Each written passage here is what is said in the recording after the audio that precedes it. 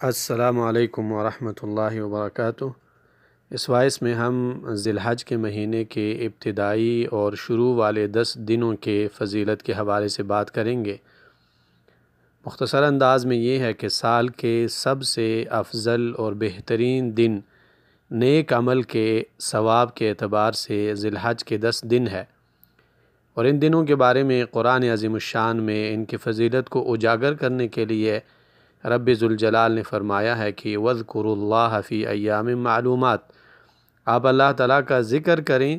ایام معلومات میں۔ اور عبداللہ بن عباس رضی اللہ عنہما فرماتے ہیں کہ ایام معلومات سے مراد ذی الحج کی ابتدا والے 10 دن ہے۔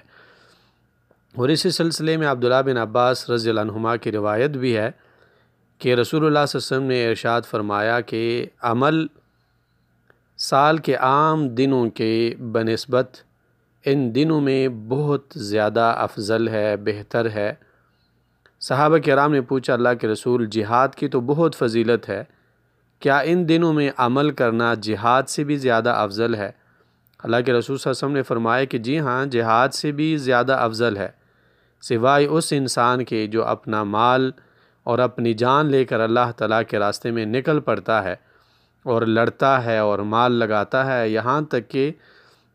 واپس نہ اپنا مال لے کر آئے اور نہ ہی اپنی جان لے کر آئے، تو وہ انسان جو ہے ان دنوں میں عمل کرنے والے سے افضل ہو سکتا ہے۔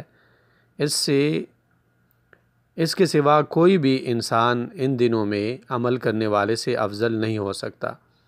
اور ہر نیک عمل ہم ان دنوں میں کر سکتے ہیں، ذکر، قرآن کی تلاوت، دعا، اللہ کے رسول صلی اللہ علیہ وسلم پر درود، ہر نیک عمل ہم ان دنوں میں کر سکتے ہیں۔ صلی اللہ تعال علی خیر خلقہ محمد۔